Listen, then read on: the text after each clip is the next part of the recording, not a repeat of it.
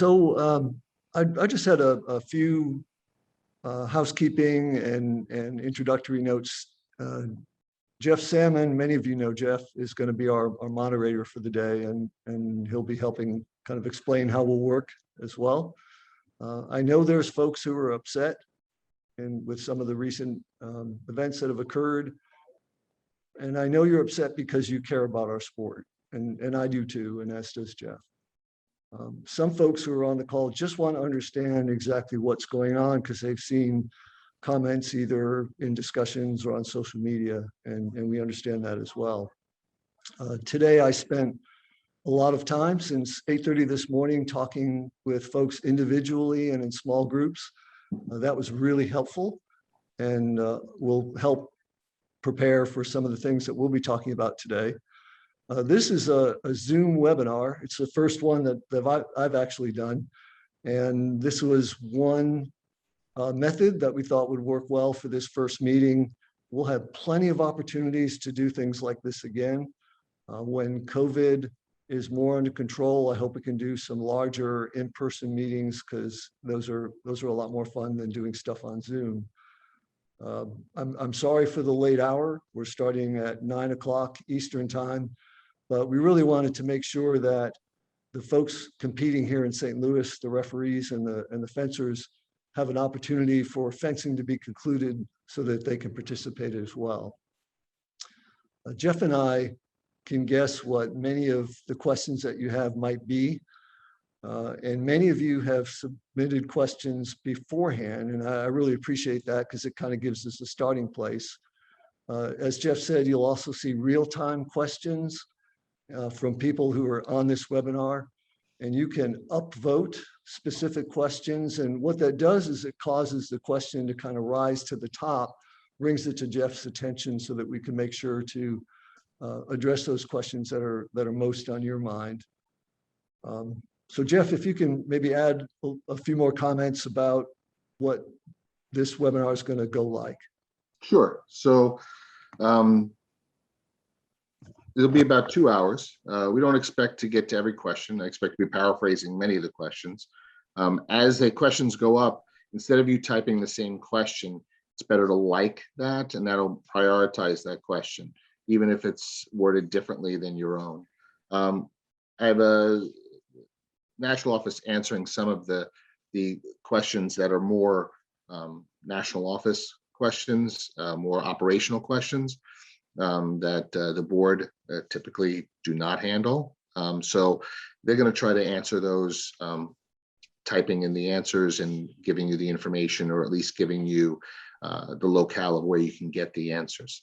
So some of those miscellaneous questions are just going to be answered via text, by typing. We did get some submitted questions, and those I'm going to prioritize. We know the two hot topics are going to be governance and safe sport. So, and I will definitely handle a lot of the miscellaneous because there's a lot of miscellaneous as well. But those seem to be the two hot topics. So we're going to run with those first, and we're going to prioritize those. Hopefully we'll get to most of them when we switch. And we'll do our best if we need to circle back on a certain issue. We'll certainly try to within the time given. So let's get to it. You ready there, David? Yeah. Why don't you introduce yourself for those few people who might not know you? Sure. My name is Jeff Salmon. I'm the co-owner of Mission Fencing Center. I was an athlete, a coach, presently a tournament organizer, national and international referee. I held many volunteer positions and on several committees. I've been a board member myself and a vice president. So I hope the breadth of my knowledge can aid in the discussion and at least give you some information as we go forward. Okay. We're good? Yep. And I'm David Arias. I probably don't know a lot of you. I've worked as the treasurer on the board for the last 5 years, and I served earlier for a year as well, filling in for somebody. I founded the Birmingham Fencing Club, which has been around since 1997. I'm an okay fencer. I've had a rating in referee. I help coach kind of at that beginning intermediate level. But the skills that I have, and the reason why I was originally brought on the board is, you know, I'm a CPA, MBA. My profession, my job is being a chief development officer, a fundraiser for a large nonprofit. And I've worked through my work with the American Red Cross a lot in governance, so I have a great deal of experience in matters related to boards and governance and operations. Okay, sounds good. So Alex asks, how long is the duration of your appointment? As long as they want to keep me in this position. So when we had the change in the bylaws, the members of the board determine who their leadership will be. So I was chosen to provide that leadership for now. And if at some point, whether that's a week or 3 years from now, then someone else can take that role. My term ends in another 3 years. And honestly, my goal has been from the time I came in as treasurer is to really work to find somebody to replace me. I've served, that will have been 8 years. I think it's great to, for the people who are listening, to get the experience working in committees and then serve on the board as well. And bringing in those new ideas, those fresh ideas are really important. So at the most, I see that as 3 years. It could be less than that. All right, so let's discuss leadership. So Chuck asked, can you discuss leadership goals for the first 90 days and what you view as measures of success for the 180-day milestone? So those are questions I think are maybe most important for the new CEO when they come in. A board's role is a little bit different. We help develop a strategic plan, and the strategic plan, it's on our website. It provides kind of the roadmap for what we're going to do going forward. And it's prioritized. It changes periodically based on what our priorities are as an organization. So, you know, I don't have specific things that that I feel like need to go first. That's a decision that we make as a board as to what our priorities are based on what's going on. So if you go a few years back, were diversity, equity, inclusion as important an issue as they are now. The issues that we're dealing with safe sport as important then as they are now. Of course, they were just as important, but is the attention that we're giving to them now more than it has been in the past. So those are decisions that we look at strategically, and then we work with the national office staff to how to best put the rules in place for how we operate as an organization. Okay. Bren asks, after your restructuring, the board has a ratio of 5 to 7 elected to unelected board members. Do you plan to restructure the board so voting membership has more of a say?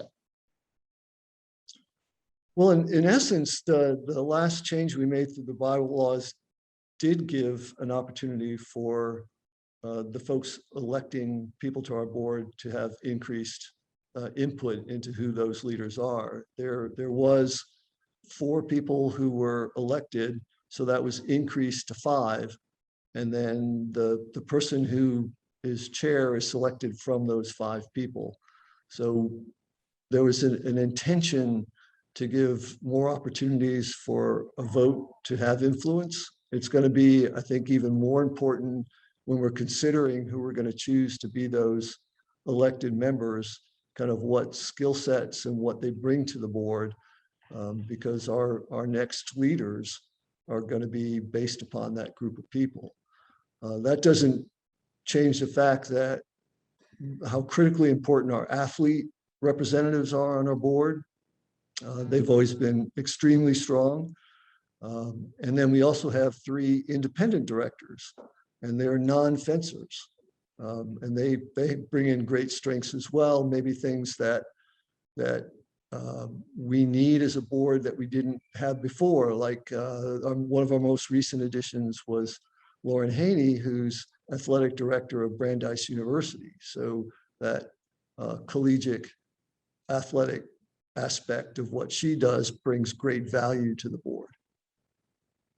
So also Lauren has an incredible amount of DEI, so that allows her to have several She does as well. Yeah. supports. Kathy, and this is in the same vein, that's why I'm jumping down. Kathy asks, how many of the board are elected, which I just mentioned, but how are the athletic reps and the independent, how are they appointed? So the board has nothing to do with how they're appointed. That's the Athletes Council makes that determination. I think they do an extraordinary job, but that's a great question to ask. You know, So the athlete reps, which are appointed by the basically the USOPC's subcommittee, they are the ones that tell you who the athletes are going to be on the board. So Correct. the board has nothing to say about those particular ones. And the quantity of how many athletes there are, I believe, is also determined by the USOPC. We don't have a say whether we have 2 or 3 or 1 or 5. They specifically, depending on the size of our board, they give a certain ratio of how many athletic reps are expected, and then they appoint them, correct? Yeah, it's a third, and we were actually one of the first NGBs to take that initiative and do that proactively. So we were doing it before it became a requirement of the USOPC, and they bring a great deal to the board. Now, the independent ones, how are they appointed? So they are appointed by the leadership of the board and then approved by the board as a whole. And we, like all of the discussions, we look for folks who bring a certain skill set, like Lauren, as we just said. Cliff Bayer is our other independent director, who's, a lot of people know Cliff as an Olympian. And then Al Kidd, who brings business and marketing expertise to the board. So that provides a special opportunity to bring in outside skills that add to the experience we have as elected and of course our athletes. So, and when I was on the board, the president was the one who nominated independent directors, and then the discussion with the board would continue. And anyone could bring them in, but typically it was the responsibility of the president. Did Peter bring in those 3 independents? Maybe you could expand a little bit on that. Yeah, so of course, each year you're going to have a certain number come in to the board. So I know we're going to be talking about some of the challenges in the leadership area. It's really important when we're making a decision that's so critical as bringing in an independent director to look at where's our gaps, like what are the pieces of experience that we need, let's say, marketing, like Al has. So the initial person that Peter had recommended for that role really didn't have a lot of experience in governance, was very early in career, and really didn't fit the role of what an independent can bring to the board. So we decided to reevaluate that. And then Peter had brought forward, with some input from some of the other directors, identified Lauren as a pretty terrific candidate, and then of course unanimously approved her in that role. Okay. Sandra asks, the extremely recent switch from a president elected by the membership to a chairman appointed by the board seems to be very suspicious. It's very hard not to believe that this is not a deliberate and strategic move to oust the elected president. Can you please expand on the timeline and why that change was implemented? Yeah, it looked terrible. The timing looked terrible. The explanation for it was not good. It just was all terrible. And some of that was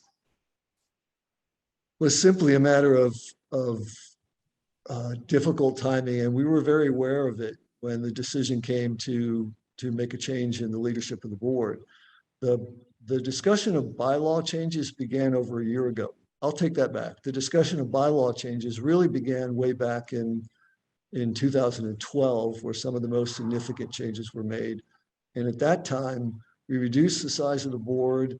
We took away a lot of the powers that were historically given to the president at that time. And we had seen in the past how having that kind of authority concentrated in one person had caused a great deal of disruption and lack of fair play in how we operated. So that was a big change that occurred. We had other changes that have occurred since then. And what happened in the bylaw changes over this last year involved a governance task force that had some really strong folks on that committee, including Kat Holmes, of course, led that committee. We had Don Anthony, who was a previous board chair.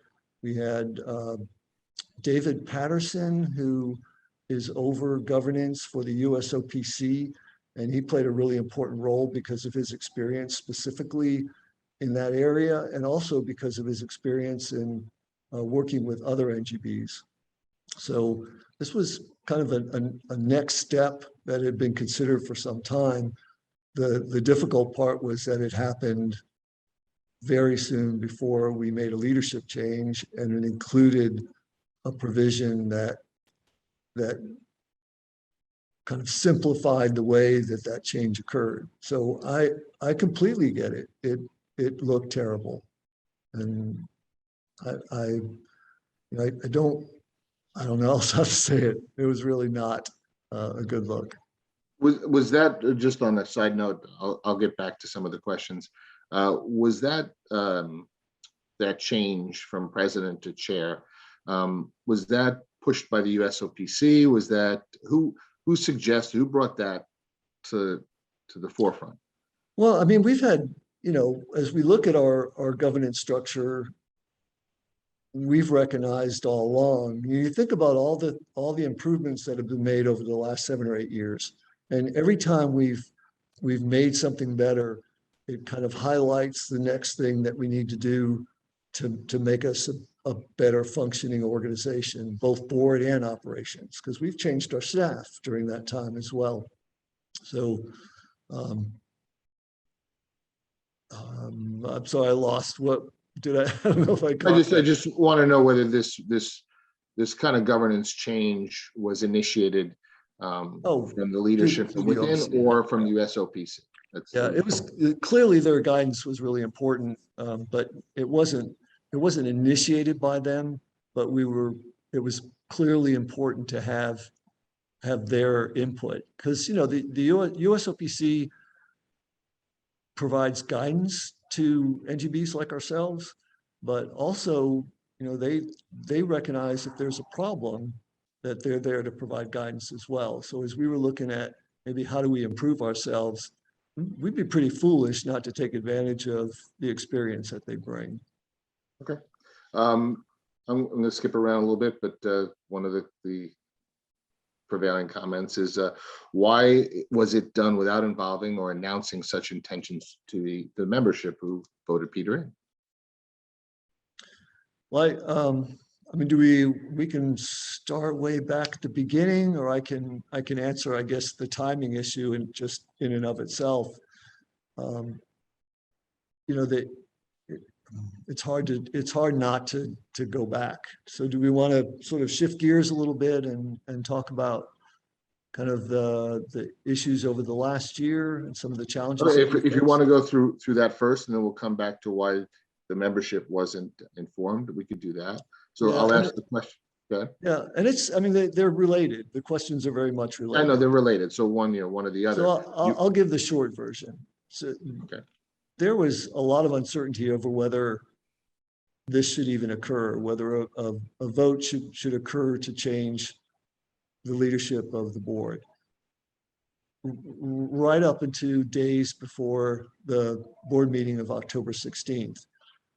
There was some discussion before the board meeting of August 31st that because of decisions that had been made, whether it was time to make that change, we decided to wait as we had before, try to give Peter additional guidance on maybe how to make those decisions in an effective way.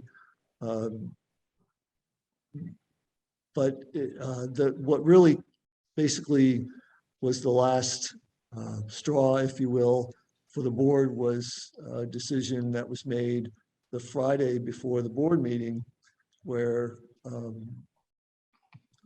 they're also interrelated. And the International Relations Committee is a committee that helps, among other things, determine a slate of officers that are presented to the FIE, our international governing body for the sport of fencing, for the Congress of that organization.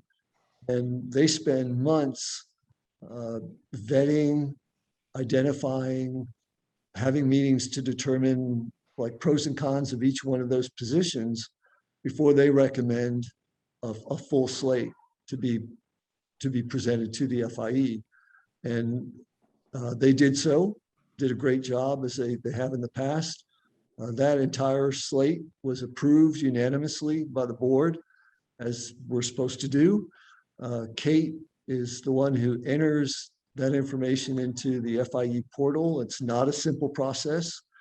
And throughout that process, it was really uncomfortable because Peter first had not wanted the national office to enter the data, but really didn't understand kind of that complicated process. So we worked our way through there. And then once the slate was approved and entered into the portal, a few days before the deadline, Peter sent a letter to the CEO of the FIE stating that he was the president of the board and that the slate that was entered in through the system was not the official one. And then he sent a new slate that had changes made, I think, to 3 of those positions. And he did that without any consultation of anybody. He did it without any authority to do it against an approved slate that was sent and input all within the right way it was supposed to be done. And it was just that last step of kind of ignoring the way things are need to be done and kind of going it on its own. And so that was on a Friday. There was still, I think, some question until the very last minute whether we really need to do this. We had prior to the board meeting, we had a working retreat and had some more discussion about the issue, and that pretty much made the decision that we were going to go forward, and did so. Had to kind of scramble to put together a notice that was right afterwards. I think there was some criticism that this had been, planned long in advance. I mean, we've had concerns long in advance, but in terms of the vote, I think the pretty awful sort of communication related and surrounding to it, the fact that there wasn't a motion presented about it on the agenda, all had to do with the fact that we really were just reluctant to do it and waited until it just became actions that we couldn't ignore. Okay, so the issues with the FIE, which is fairly significant from what a board does and what an association does, with this association does in its relationship with the FIE, that's pretty significant. And I believe Pat, and so that you're saying that was the kind of the final straw kind of thing. That's what I'm getting from that. Right. And it wasn't so much, I mean, even in addition to that, there's consequences, right? This is a relationship that matters a great deal to us as an organization. And you can imagine what the CEO of the FIE, what must have been running through her mind, where everything's entered through the portal and done the right way. And all of a sudden she gets a letter that says, no, that's not the real one. I'm the president and this is the real one. So what is she supposed to think about that? And her response back to Chris and Peter and I'm not sure which were included on that, was basically, what the heck's going on at USA Fencing? And so we were in a multi-day, that whole day leading up to the board meeting in a scramble to get information that, explained exactly what happened so that she would, the worst case scenario is they didn't accept any of our candidates and USA Fencing wouldn't have any possibility of having representation in the FIE Congress. So that could have been one of the outcomes, but at the very least, it really hurt. I mean, it made us look like idiots.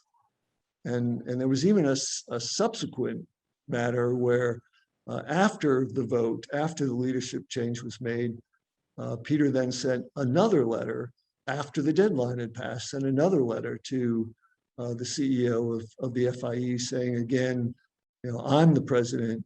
This is not the valid list. Here's the valid list.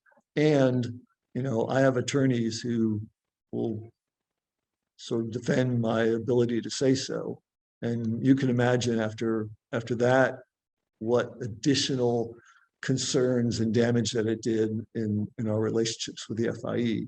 And I will say, we did everything that they asked us to do. We sent copies of our bylaws, the minutes of the vote, the information from the RC committee, the information about my being appointed to the chair of the board, a letter from the USOPC. I mean, all this information that we had to give them just to make sure that they don't throw up their hands and say, you guys are nuts. We're not putting your candidates forward. We ended up, they did accept them. So obviously everything that we present them satisfied that it was done correctly, but it's going to be a lot of cleaning up to repair that relationship. Okay. So that was helpful on that issue, and this sort of covers one of Sandra's questions as well as Molly's. There was a public statement by Kat Holmes on the recent events, and she wanted to know why there might be, if there are, why there haven't been statements from other board members or the board as a whole to mention the allegations against Peter. Yeah, and I guess this goes back and, in when Peter first took office, because I had that experience, because I really was invested in making sure he knew what he was supposed to do and how to go about doing it. There was, we didn't want to make the vote and the action preceding the vote a Peter bashing session of all the things he did wrong. I mean, we could have done that. It just didn't feel like the respectful thing to do. I mean, I consider Peter a friend. We may have differences, but there's a very much mutual respect. He's still a board member, a voting board member, and has those responsibilities as a board member.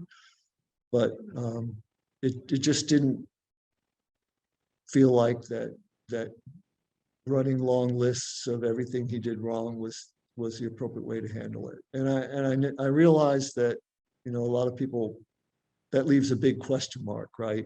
As to what was so awful that you had to make a change in leadership. And the FIE example that we just gave, I mean, that was really significant, and that was just one.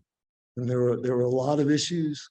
That was just the most recent and the one that kind of really pushed to where we had to do a vote. Okay. In the same vein, Miss B asked why weren't all the board members aware and included in the dialogue about removing the president? I'm not sure if that's true or not. That was the question. Yeah, I mean, board matters in terms of votes and specific actions we do when we're all meeting together. There's informally conversations that go on all the time. So there's not a board member who didn't realize there were some really serious issues. There were some that were more concerned, like seriously concerned about what was going on. Maybe some are more familiar with some of the issues to realize how damaging some of that was. Candidly, Peter knew that this was a possibility because we talked about it. It must have been probably after the August 31st meeting. He recognized that there were some really serious concerns and asked me if there was going to be an election. And at the time, honestly, I said, you know, Peter, there's some really serious concerns. I don't think that's something that is going to happen, but you know, let's you and I get on the same page, and I think we can, you know, work through it. When we had the work session the day of the board meeting on October 16th, he had concerns about whether he was going to be removed as president then too. So not only were the board members not, I mean, they were aware of the things going on, of course, but Peter was aware of the significance of what was going on too. Okay. Elizabeth, this is more of a process. I think she doesn't understand the process as much, but Elizabeth asks, why did the board unilaterally remove a democratically elected president with no due process? And if you thought he needed to be removed, why was an open recall election not done? It's more of a process question. Yeah. So there were a couple of parts there. I guess the part about the election and the vote itself was, it was really clearly spelled out in the changes in the bylaws that occurred on August 31st, that the board can replace the leadership of the board. So, you know, that goes back to the discussion we had about the FIE. There was no question that the process was done right. The timing may have been horrible and all of the other things that we were talking about earlier, but there was no question that the process was done right. And you know, I completely understand the question about, you know, Peter was voted in as president by the majority of the folks who cast a vote for the president. I understand that nobody doesn't understand the weight of what that meant. And nobody wanted Peter to be more successful than I did. And, you know, and maybe I was a stronger advocate than some others, but I don't think anybody wanted, I mean, look at the chaos this is creating. I mean, I don't think anybody wanted Peter to be removed as president / chair. It's been awful. It's been awful for him. It's been awful for the folks who did the vote. It certainly hasn't been a picnic for me personally. Yeah, you know, being on the board for many years, it was the amount of votes. You have a lot of individual minds with individual opinions, and if you look at the minutes of past board decisions, especially the bigger ones, such as this is probably one of the biggest, is to get everyone to sort of feel the same way is difficult. So the fact that there were so many board members that voted for this. Well, yeah, I think one voted no. Well, he was, I think it was Abdel, who it was his first year. Why would he vote yes? He doesn't. That was his first meeting. Why would he vote to get rid of a president? And he knew there was He knew there were concerns as well, but yeah, he. Yeah, why it would be a poor vote of him to vote to remove someone when he hasn't experienced it himself. So it makes sense. But yeah, it was a significant majority. Obviously, the board clearly understood what was going on. So in that vein, I think we're going to start drifting out of governance soon. So in that vein, Chuck writes, your understanding of the optics is appreciated. What are 2 things that you as president, not the CEO, will do to build back trust in the governance process and ensure membership feels valued by the board? And what will your message be? I mean, I guess this is part of that, right? This is part of what we can do, but do you see any other things we can do? And yeah, I mean, it really, you know, trust takes time. to earn. This is one small step. This is something that I expect that we'll do a lot of. And the one-on-one conversations that I had today and all the conversations that I've had on the phone over this last week, I think are really important to have. Not just about, the vote, but like what are you going to do? What are those next steps that we're going to do going forward? I think we need to be really honest when we do something stupid. I think we've been really terrible in our communication. Part of it is we haven't had a communications officer for a while. Part of it was all the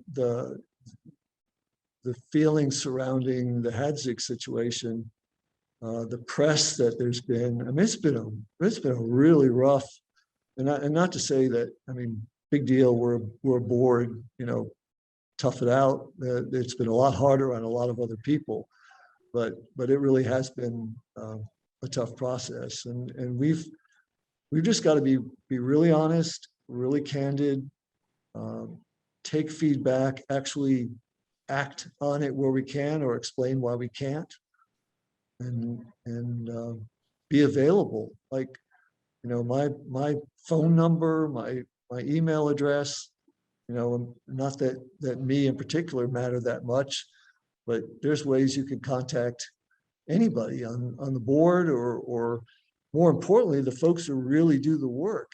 We haven't talked about the committees very much, but the real work that goes on is at the committee level. And I'm sure there's committee members that are on this call, but if you've got an opinion on something, if you have, you can bring some expertise to the discussion. I had a conversation today. Some of you may know Sam Larson. He's with Northwest Fencing Center, and what a bright guy, and what perspective he brings to kind of tournament structure and club support. And one of the, we ended that conversation with kind of a commitment on his part that next year, when the committees are being formed again, that he applies. So that's something I would hope the people who are on this call, because you guys are the ones who have taken the time and who make the effort to do this, that you involve yourself at that committee level. So I think this would probably be our last question in this topic, because I want to save enough time for Safe Sport, which seems to be quite a large topic. That Ed Ploya, I'm going to paraphrase a little bit. He seemed to have elected him because of Peter's desire for communication and transparency of the board, and he feels that the way he was removed sort of shows the exact reason why he voted him in, and why shouldn't they push back hard against these changes? Well, again, we're going to have to earn the trust. I don't mean that to sound like a catchphrase, but transparency is proven. It's not something you can say, "Oh, I'm going to be transparent." We're going to have to do it. I think, given a lot of the things that have occurred over this last year, I've said it before. I admire Peter in a lot of ways. I don't think, saying you're transparent is the same thing as actually doing it. I think it's going to be important for us. I think it's important for Peter that if you really are committed to transparency, that you walk the walk, so to speak. Okay, that's fine. So this really isn't necessarily governance, but there's at least 3 questions. One from Damon, from Donna, and Richard. They both want to know the process of the executive director, now called the CEO. What's going on with the search, the status, when are you looking, the timing, I think I hit all the questions. Yeah, with- yeah, I can help with that. And Yeah. that's one of the few staff related things that the board has anything to do with is the selection of the CEO, the monitoring, compensation packages, all those are things that are directed by the board. Some of the steps that we needed to take initially were delayed by some of the issues that we've had to deal with that were even more urgent, but it really is urgent. We're about to choose a search firm, so we'll work with a search firm in that selection process. Chris had provided like just some like a pretty detailed bullet point of the things that her job involved to give us at least a starting point. But the search firm will work with the search committee, the board as a whole, will get input from others in coming up with what are those qualities, not just like bullet points, but what are the qualities of the person that we want leading the organization? Or what specific experience or skill set are we looking for? You know, we've done a terrible job at our marketing, sponsorship, promotion side of things. Do we want somebody who's really got that skill set? You know, does it need to have some sort of exposure to the sports world? Does it need to have some sort of exposure to the fencing world? You know, those are the criteria that we're going to give to the search firm so that they can then find that best person. The search process will take anywhere from 3 months to 6 months. And I know that sounds like a big gap, but it's a tight market. If any of you have had to hire folks, it's a real challenging market right now. I think it's a great organization with a great history. It's a great opportunity, but we've also had some of these issues now. That's going to, I think, add to some degree the challenge. But that's kind of the timing of the process. And then from there, we have some other key positions that we're holding off on, like a permanent general counsel, our director of marketing, right? That position is so important. It would not make sense to try to fill it now and then have somebody come in who has their own set of skills. You've got to find, the team we have now is terrific, but you've got to get that new person on board to figure out what that additional piece needs to be. Okay, let's switch our focus on safe sport. There's a question about the Hatzik issue, but let's go to the submitted questions first, and we'll come back to that. So Chuck asked, we have an opportunity to unify volunteers and members in combating sexual abuse by education and preemption. Where is this on your radar? Yeah, I mean, it's clearly top, right? If you're not just if you're a sports organization, but if you're a profit or nonprofit corporation, it's really a key issue. And as I said before, I mean, I'm a father. My son's a fencer. I'm a coach. I help run a club as well. So these things really matter to me personally. I know it matters to everyone on the call.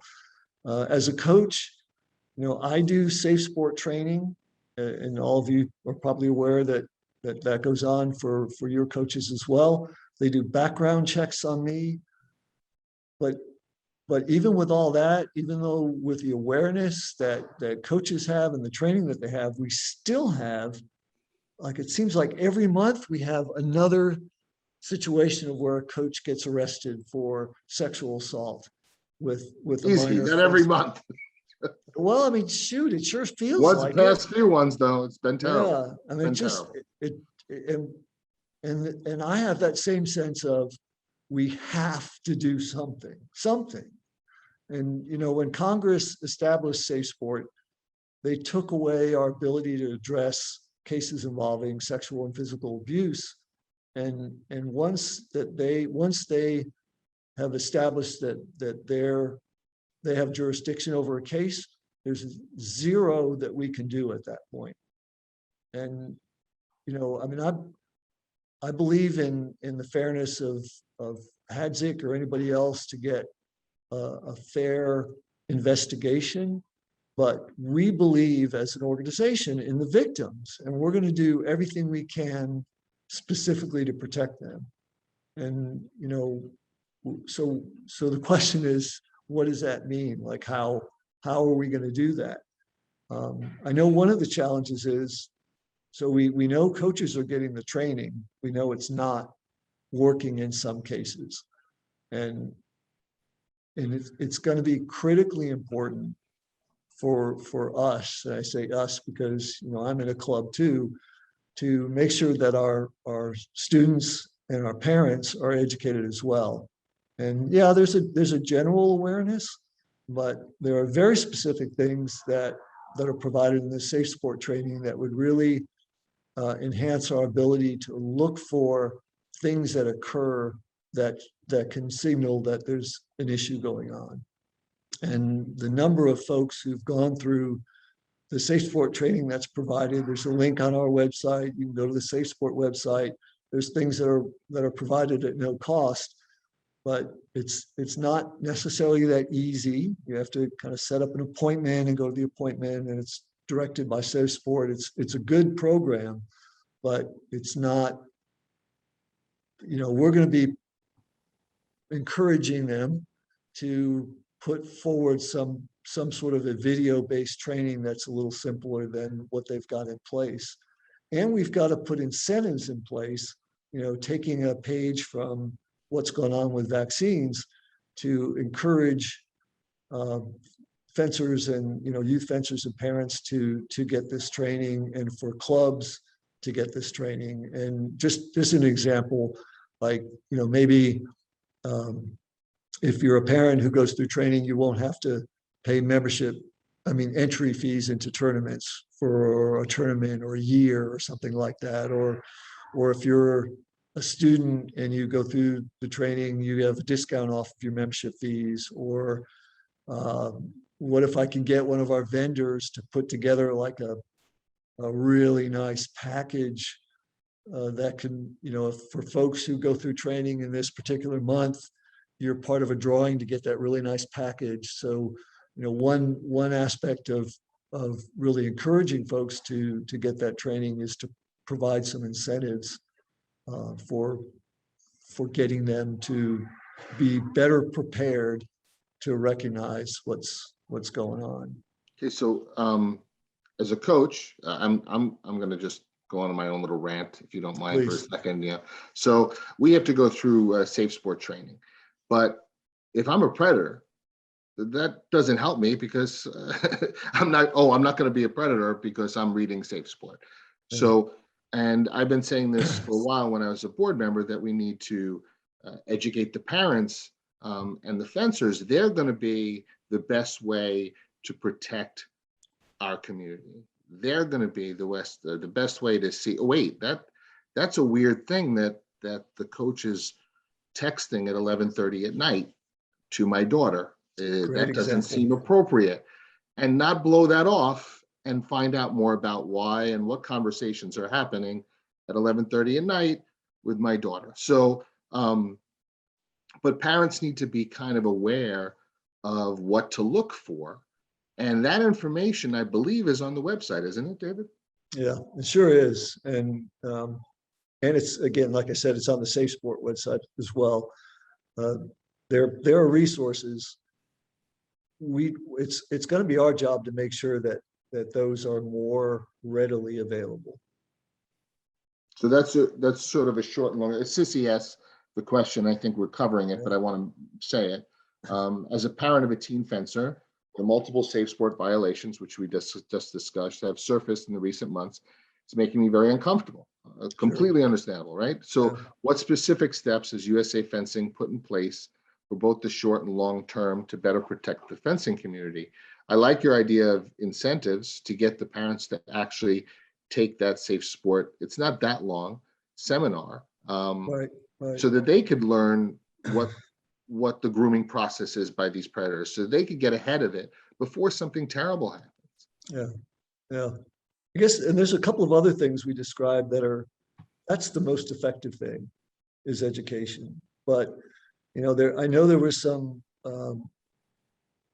folks were upset that there's been cases where an article has come out about a coach or an individual getting arrested, and then it's days go by until a safe sport notification goes out. They notify USA Fencing. USA Fencing immediately posts that information for everyone to see, but sometimes there's a lag. So we discussed some ways that suspension action happens immediately without that delay.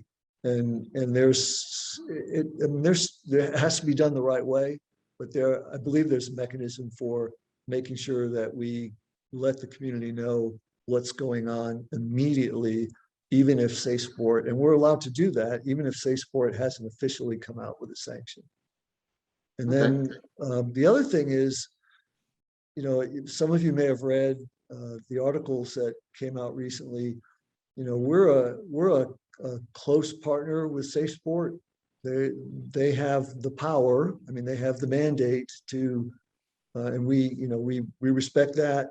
We follow that. They know we've been a good partner of theirs, but the situation with Mr. Hadzig has been really disturbing. Not that all of them aren't, but in this kind of recurring way of the impact that it's had over a long period of time. And of course, I know it affected some of our Olympic athletes specifically. And one of the things that we're considering, not as a punishment, because there's a process that's going on right now that we can't interfere with and don't know when it's going to end, about how that case against Mr. Hadzig is going to be finally resolved. But we have essentially said that we're not going to allow him to compete. And we did that, again, not as punishment, but as a reflection of the fact that his presence, involvement, participation in a tournament is genuinely traumatic for a lot of folks who were at that event. And we just can't ignore our fencing community to that degree. And it's not without risk. I mean, we let the Center for Safe Sport know that this was our intention. We did it respectfully, but there's going to be a significant cost in arbitration. We very well know that we may lose this argument eventually in arbitration, but there's some significant costs there. There is some risk to our relationship with the Center for Safe Sport, and candidly, we're bringing up a painful issue one more time. That's what, three more articles that have been written about this Hadzig case, and I don't want it to be just about him or that situation. Not that it's not terribly important.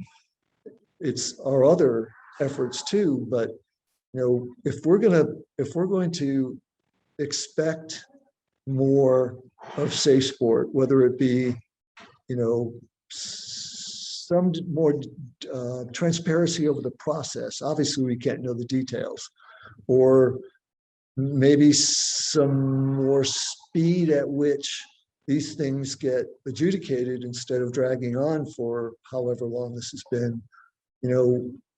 We're one of there's actually only been one other NGB that has kind of taken a stand on an important issue like this. So we felt like, knowing the risks, that it was important for us to take a stand as well. So I guess the training, the what we just described with the Hadzig situation, and then making sure that we have the ability to respond immediately. Those are some of the first things that we feel like we need to do to address the Safe Sport concerns. All right. So before we go back to Safe Sport, let's stick with the Hadzig issue specifically. Julio asked the question, the board has received much criticism regarding the handling of the HATSIC complaint. Can you walk us through the reasons why no action was taken when the complaint was received in 2013 and why no proactive action was taken in the following years? That's not necessarily true, but maybe you could expand on that and answer that question. Well, and I will to the extent I can. I mean, this still is an active investigation, but I'll tell you what I can. And honestly, I wasn't on the board at that time, and I'm still learning as well. So there maybe we'll be able to share more, but that's clearly been really upsetting. And I know it's been a topic that's been discussed. So bringing it up is really appropriate. Chris had an article in that one of those articles. Chris Eckeren had said that and she was right, that the rules that we had in 2013 are very different than they are now. Safe Sport came to being in 2017, and I'm not sure of all the details, but it may be that if the rules were in place then as they are now, it might have taken a very different path. And I can't say that with a great deal of credibility on my part, but I think that's fair to say. But I'm angry about it too. And I feel like once this is all resolved, I don't know exactly what this means, but I feel like there needs to be answers at the right time. And first thing is to get this resolved. But I think we talk about transparency. I think we need to not be afraid to have those discussions. And as much as I respect all the work we've done in the past, I think we've been a little too afraid to speak out on some of these issues. I have to be careful because I know there's some things I don't know, and I know because it's an open case, there's a heck of a lot of things that we really can't say. I apologize if that's not thorough enough, but that's really all I can say about it. And some of these issues are there not to protect. It seems like, when you see someone give that kind of answer at the very end, you think they're hiding something, but there's also protection of the victims. And that was a big issue when I was a board member, that, we have to protect the victims of this that don't want to be publicly known, but they still want to make sure that this issue is brought to the forefront. Donna asks, the Safe Sport public database shows 19 situations in fencing since 2011 where suspension or permanent ineligibility have been the appropriate response for extreme bad behavior. Of the 19, 7 of these penalties were imposed by U.S. fencing between 2011 and 2017, and 12 were imposed by the Center of Safe Sport since 2018. These numbers give credence to the allegations that U.S. fencing has swept complaints under the carpet, given the less than 1 penalty per year before Safe Sports Center. Please address. Golly, well, that's a well-informed statement. No, it's a good, but you know what? I don't know what these allegations were. Yeah. It is a little. That's a tough question because each item is individual in what were the complaints. So yeah, by sheer data, it does look like that, but you could expand. I kind of wish I could. I didn't even realize until fairly recently that database provided as much information as it does. And one of the things that another kind of a Safe Sport related issue that we need to try to address is how much of that information can we share with the membership? I think there's been none really shared before. And is it possible that, that you can share, here's case A, and can we say that it's at this stage in the process that I think people would feel more comfortable about at least knowing something about where it is, even if it's not a detail about the case, which we obviously can't share. So I'm going to make myself more knowledgeable about that database and what it represents. But at this point, like Jeff said, I mean, it's really hard for me to look back at what we may have done. My only experience, because I've only been here during Safe Sports, coverage of this, is those situations that are not safe sport, not accepted by safe sport jurisdiction, because we have other issues that go on too, right? Yeah. The term public database shows 19 situations. Yeah. Situations. I haven't seen the database, so I would like to see them. Yeah, sure. Before you say why, if you look at the straight data. Also, the other thing too is because of just the change in culture, which has been wonderful on this aspect. The attitudes have changed, and people are actually putting forth true complaints and cleaning up some bad people from our sport. Yeah. So I have one here from where is it? Hold on, it just popped up. Oh, it just popped off. Sorry, folks. We're learning too. Yeah, there was one about safe sport and how NGBs are struggling with it, and what can you do about it? Because you touched upon about the fact that this is a relationship that we have with Safe Sport. Yeah. Can you expand on that? Well, and just a little bit of history too. I mean, if you go back to, let's say, 2018, when Safe Sport was still pretty young, they were getting the same sort of complaints they're getting now. They were really overwhelmed and really doing a poor job because they didn't have the people to help folks through this process. So they were given a mandate, but they weren't given the funding, and that's changed somewhat. Our organization, all the other organizations, contribute a significant amount that helps pay for Safe Sports operations. It's not like they magically get this big grant from the federal government that covers everything. We're paying for their expertise in this particular area. Shoot, I lost the question.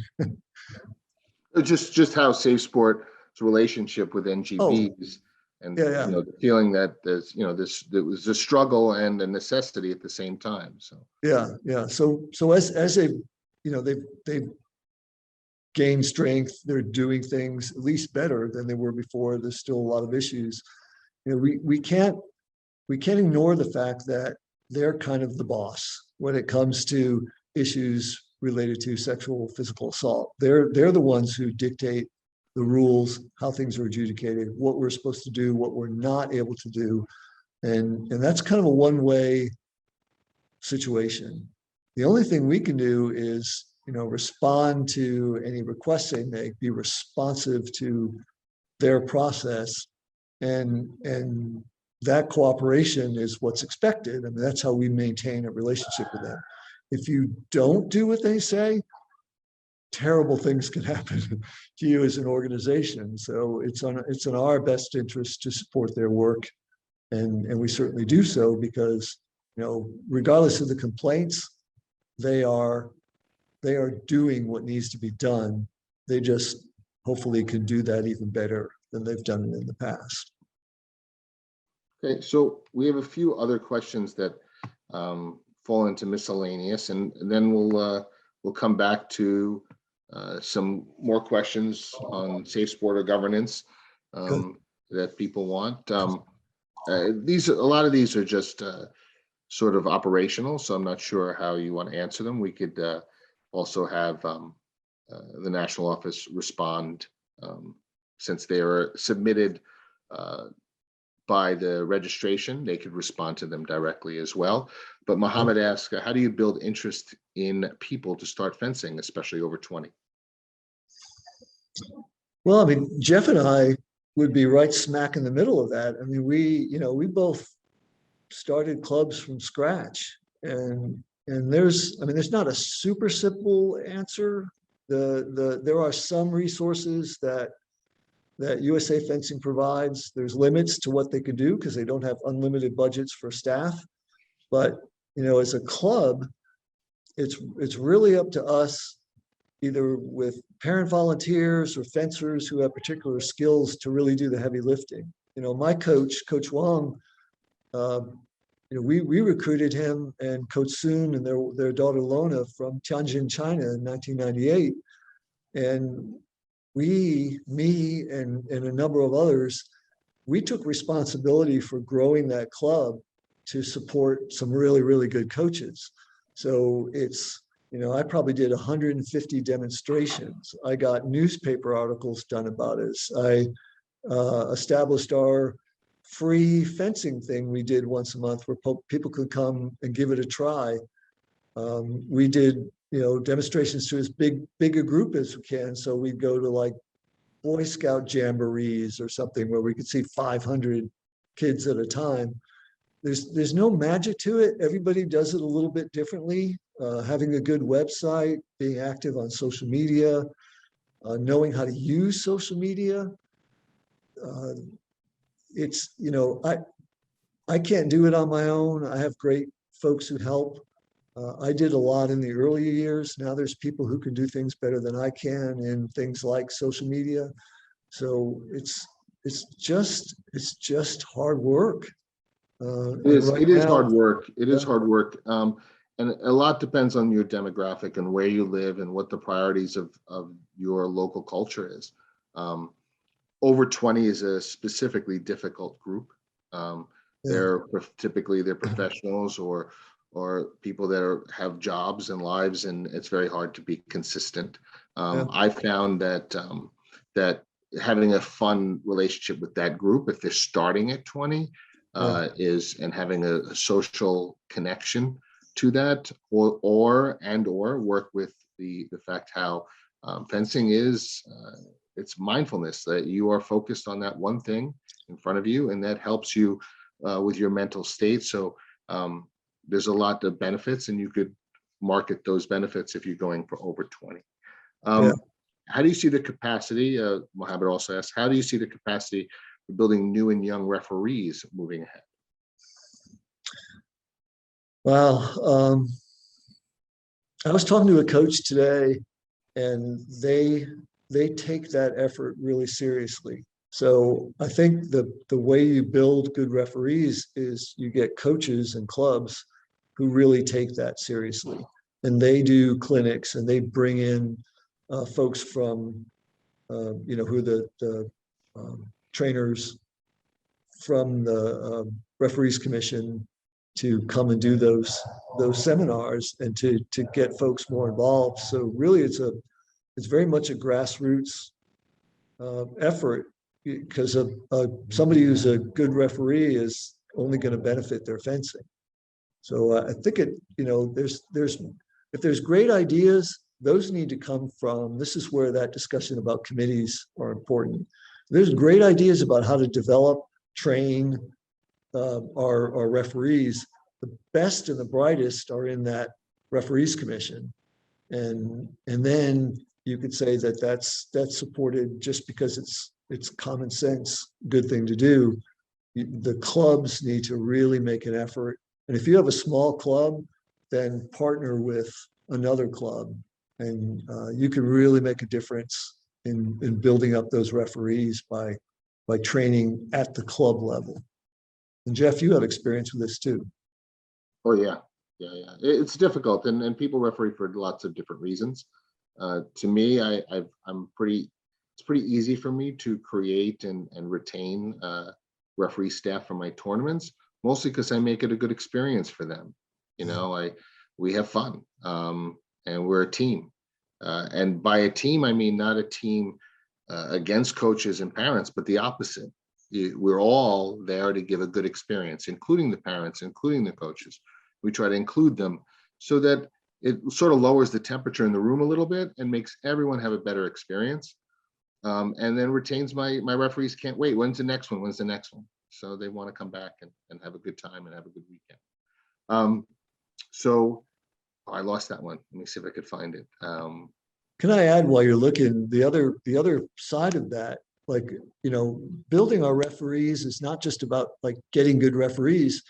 It's, if we're going to grow this sport, we've got to have better, more and better referees.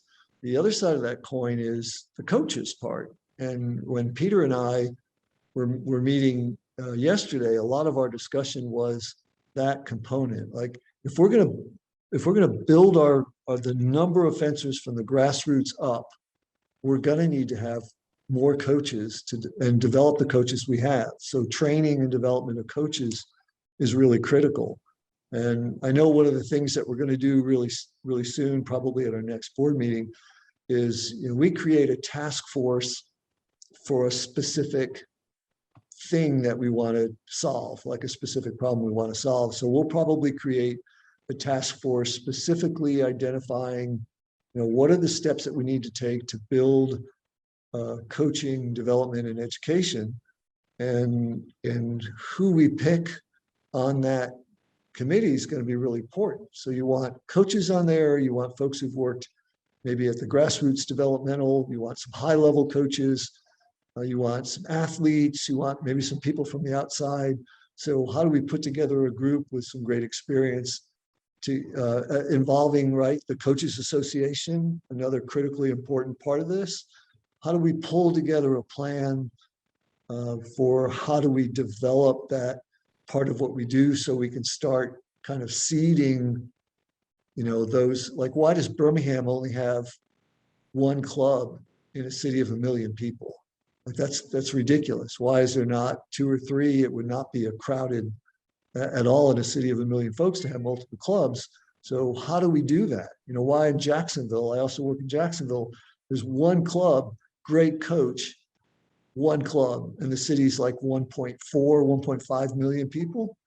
There's some real opportunities that we leave on the table by not providing that tool that you need to build clubs. You got to have coaches to build clubs. Sure. Richard has a statement, and then I'll go to some questions. About Safe Sport, and I just thought I'd want to say it out loud. The answer to Safe Sport data question is exactly why it was set up. It's not a bad reflection on USA Fencing. It was set up to take the process out of the NGB's hands. True. Seems like we're going to continue with that. Donna asked, Grassroots referee training seems to be hit or miss. Depending on the club owner, it should be more formalized. I think we have a group there that's trying to do that. It is definitely a difficult task, and retention is just as much of a problem as recruitment. It's really depends on, I see and Jeff, you can cover your ears. I really see what Jeff has done at Mission Fencing and, in New York. And, I think we've done a good job in Birmingham, but it's because, we were fortunate to have some of the skills ourselves and identified others within kind of our core group that started that club who were there to build it. And I've talked with, I know, Jeff, I know you have too. I've talked with other clubs about how do you go about building your club? Like, what are some specific things we can do? So I've done that. And the challenge is, maybe they just aren't like the folks who are comfortable doing demonstrations, or maybe they don't, for goodness sake, maybe they just don't have the time. This is a part-time operation for them. They do it in the evenings. They don't have time to maybe go out during the day and do demonstrations at schools. So yeah, it's really hit or miss. If folks on this call have some great ideas, Bob Ador at the national office works with clubs and divisions. I know they have some resources that they put out. So there's a talk about getting involved. And here's a great opportunity. If you see an opportunity to share those ideas, that would be a great way to do so.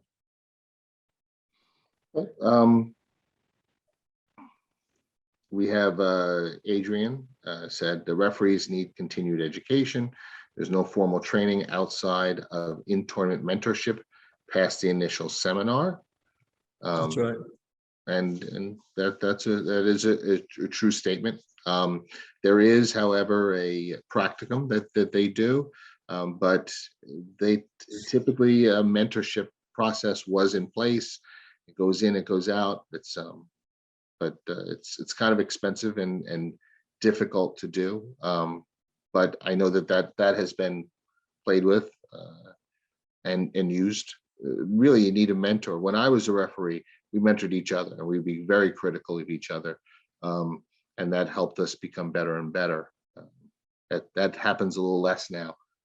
Yeah, but again, it goes kind of back to I hate to sound like a broken record. It kind of goes back to the club you just described earlier about how you specifically make referee training part of what's expected among your students, and then encourage those that either have an aptitude or an interest or both to stick with it, and if they have the desire to do so, to move them up the referee cadre and take really take some neat responsibilities. And one of our coaches, Will Curtis, just got his 3 rating, and that's going to allow him to do some really cool stuff. I mean, he'll be top pick at some of the national tournaments, and it's going to give him a chance to travel internationally as well. So you Jeff, myself, others, we've got to share that excitement, let them know what the opportunities are, and then encourage them. We know it's not easy being a ref, but it's up to us to kind of help them along. No, you have to have a thick skin. It's a difficult a job, and you have to understand the purpose of it and why you do it is to give back, and typically an athlete really appreciated to have a good ref, and how painful it is to have a poor one. So there's a few things here back to governance that seem to be popping up, and Elizabeth seems to. I don't know how to. We kind of covered it, but I just want to say it out loud. That's okay. And it's if 9 people change the rules to let them remove the president with no due process, does that make it right?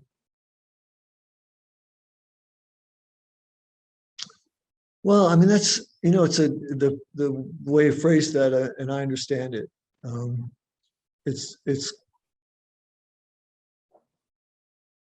we believe that there was a due process put in place, and there was a reason for why the bylaw change was made in order to put that in place. Whether we clumsily, poorly executed that vote, yeah, I mean, there was things that we probably could have done better. I honestly, I don't know that for sure, but there's great respect for the vote that occurred that put Peter in place. There's no aspect to this like, well, we want to just kind of take over and make it easy to get rid of folks. I mean, it was so much different than that, and it's hard for me to just say it, because if we haven't developed that trust yet, if I say it and you say, oh, you're full of it, I don't have really a way to dispute that, except to, I don't want to go through the same discussion we had about why the bylaws were created. Nobody really wants to hear that again. And it looked bad, the timing of what had happened. I've already said that. I agree 100%, but I don't think there was any intent, particularly for me, because I was, this has affected someone who I care about, and candidly, it affected me too. I understand. Yeah. I just want to make sure that question. No, that's fair. Yeah. In your view, I think we're starting to get a little redundancy here, so I'm not sure how long continue. We're Okay. about an hour and a half, but without questions, we'll just we could end it a little early. It's been a long day for you. Been answering people personally No, it's okay. It's been good. since 8 a.m. So Yeah. maybe a lot of these were answered in individual sessions.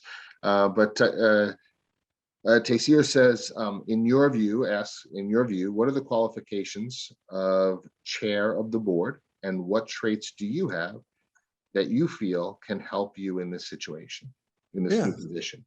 Okay, that's a good question. So again, I may have mentioned earlier that there's maybe a misconception of what the chair of a board does. And honestly, there's not like a universal definition. It's not like there's only one type of a board chair. But generally speaking, in a well-run nonprofit organization, a well-run,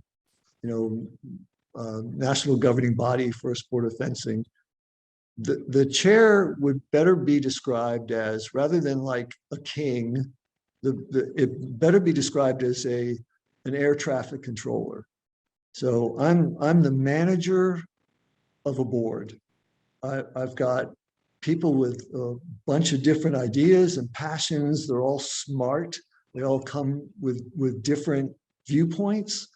We have 21 committees, resource groups, and task force that all have very specific jobs, and they're filled with people who also have specific skills in specific areas, and they're really passionate about what they do, and they're very focused on what's important to them. So all of that has got to be managed, like keeping those 21 groups focused on what their tasks are, making sure that they're actually making progress on the things that they've agreed that they're going to do, moving that to a recommendation that can be actionable by the board, like saying, yeah, yes, that's a great idea, and then working with the national office to put that into practice. So the board chair really manages all that process. And my background, fortunately, is really well suited to that. I mean, I mentioned the CPA and the MBA, so I understand the way businesses and organizations function. I've worked in the nonprofit sector since 2006, and I think my work, especially with the American Red Cross, was really, really helpful, and particularly in the governance side of things. So for right now, to kind of help us through getting us back to the transparency factor, improving the communications, getting a good executive director in place. Some of the process stuff, I'm really good at process. And that's not a campaign, because if there's another person on the board who's well qualified, who wants the job, I am so happy to help them be successful in that job. But until that's the case, I think I could do a good job making sure that as an organization, we're on track and we recognize what our job is and how that's different than what operations is. Sometimes that has to be clarified so we don't meddle in what's going on at the national office, and keeping that communication line really well. And then also there's the relationship issues with outside organizations. And unfortunately, there's going to be a lot of work that's going to be needed in that as well. Our relationship with Safe Sport, with the USOPC, with the Pan American Confederation, for goodness sake, with the FIE. I mean, there's a lot of repair that's right now taking a great amount of my time and will for this foreseeable future. So I hope that answers the question. Yes. So we're going to go back to the HADSIC situation. He clarified a question. Now it makes more sense. So regarding the HADSIC situation, up until Mr. Burchard's removal, he was a strong advocate of some sort of statement or reaction from the board, but met enormous resistance. Subsequent to his removal, the board has taken several actions which could be seen as exactly the sort of reaction he was looking for. For example, Facebook posts outlining MAAPP training, denial of Mr. Hatzick permission to complete. What has changed? Yeah. Well, I guess in some respects, these are things, some of these things we've done before. So I don't want to, dismiss the fact that we've tried to, educate folks, tried to get people involved, tried to provide resources. So we have done some of that before. The problem is process. And I used that word a couple times, most recently, obviously, about what I feel like the chair's role is. We had that meeting, and I know we all probably remember, on August 13th, where an emergency board meeting was called, and the chair has that right to call an emergency meeting. And then there was this embarrassing discussion about, was this an emergency or not an emergency, and the board voted, I think it was unanimous, that it was in fact not a reason to have an emergency board meeting. That didn't mean that it wasn't a critically important issue, as we've talked about tonight, but calling the meeting was done to put forward these, and I don't have them in front of me, so I'm sorry if I can't quote from them, but there were 4 motions that Peter wanted to make in this emergency board meeting that related to an effort towards improving what we do to protect our fencers. And here's the crux of the problem we've had all year. It's not that Peter didn't have, and still has, he still does have, it's not that he didn't have good ideas. The problem was he was really not good at coming up with a solution to solve the problem and then building the process for how we're going to do it. And I think if he were sitting here next to me, he would say the same thing. That's not his strength. And leading up to that, as he and I had many conversations, the advice that I was giving Peter about his interest in matters related to protecting our fencers from sexual and physical assault and safe sport and what that means, a couple things happened.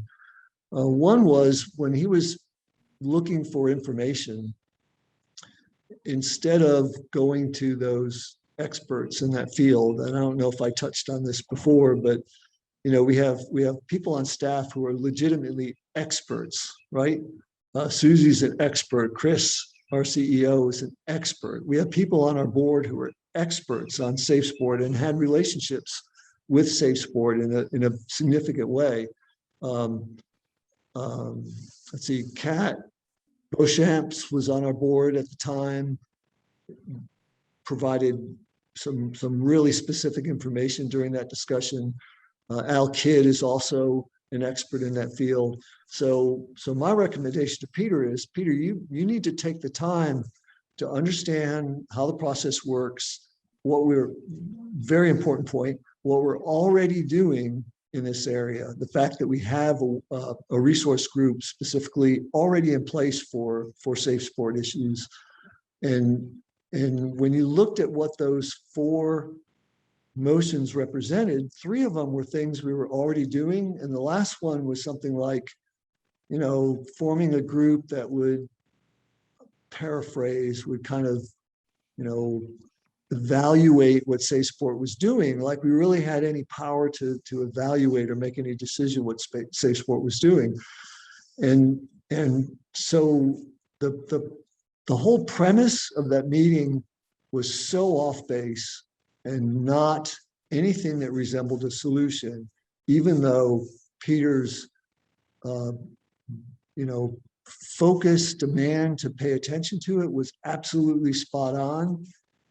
You've got to actually do things that make a difference. And we ended up in that particular case, because he went to Safe Sport and started asking questions that had them concerned about, why is this board chair calling me we're one of 50 NGBs. Why is this board chair calling me with these odd, probing, elementary kind of questions? And as soon as they finish that call, the first thing that happens is that officer from Spaceport calls Chris and says, what the heck is going on with your board that I'm getting this call from your chairman with these questions that really didn't make sense. So the meeting on the 13th shouldn't have happened. But I will say that when it did, I don't know if I was the only person who had voted to not close the meeting. Maybe there was another person, but the reason why I did that was not because of those motions, because they were absolutely wrong on every level, but I felt like it was really important to have a conversation, and we did for about 2 hours. And I think it was an important opportunity for folks to express their frustration with what was going on. I just wish it hadn't been all done so poorly. And then you could tell, if you were on that call, by the last 30 minutes or so of that call, you really got a sense of people saying, all right, okay, I've told you how I feel. I appreciate the fact that we've been able to have this conversation. So what are you going to do about it? And then, so from that point forward, it just seems like we went from one chaotic mess cleaning up episode to another. And it never meant that the issues of protecting our fencers and safe sport weren't important, but we finally had maybe an opportunity to address given the circumstances in which we operate, what are the specific things that we could do that would have an impact? And we talked about, 3 of those things, and there may be more, but that I hope that answers that. Yeah. So we've gotten into some of the weeds and some of the basics of the governance issues and the safe sport. We've hit upon some miscellaneous issues. The national office has responded to some of the more operational questions. So I didn't really address those. They just were addressed because it doesn't really fall into your expertise. Yeah, thank you. I don't see any more open questions. This is my first town hall to moderate, and it kind of, it starts off pretty organized and just sort of ends kind of abruptly, I guess. Oh, wait, we have one more. USA Fencing must stop feeling as subservient to Safe Sport members. Members' concerns deserve to be addressed for changes, and or will be the next gymnastics. So I hope not. Well, yeah, no, I agree. I think, I think we could put healthy, respectful pressure on Safe Sport to change in ways that we feel is important, but there are really limits. It's not fear. There's no, I guess there's, some fear, I suppose, but it's really, just recognition that we don't control them. They control the cases that come up, whether they take them and what they do with them. And like I said, maybe there's some things that we could do to share more information about that. Maybe through some of the actions that we take, we can influence some changes to occur. But I know how that feels.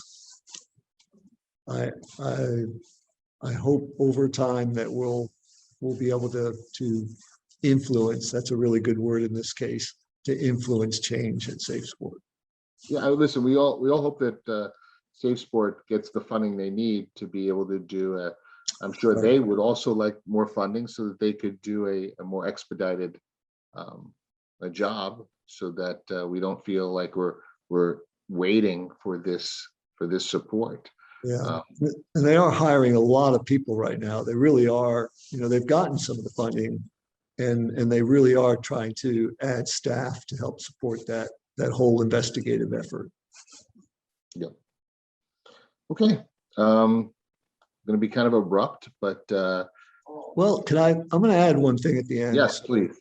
So my email address is on the website for the listing of board members. So just Google USA Fencing board members and it'll take you right to it. So not just me, there's others, there's a bio and my email address is there. I've told some of the folks today that my home is Birmingham. I actually work in Jacksonville, Florida, 3 weeks out of each month. So when I'm in Jacksonville, I really don't have a life because my family's not there. And there may be opportunities where, and I know folks will be respectful of my time too, but if there's a chance for, if you have your club or you have a group of folks who have questions, you want to spend a little time talking. I really can't do it during the day because I actually have a job. But in the early evenings, I'm available to have some of those discussions. I just, I want folks to know, and it's not just me. I mean, we've got lots of folks on the board.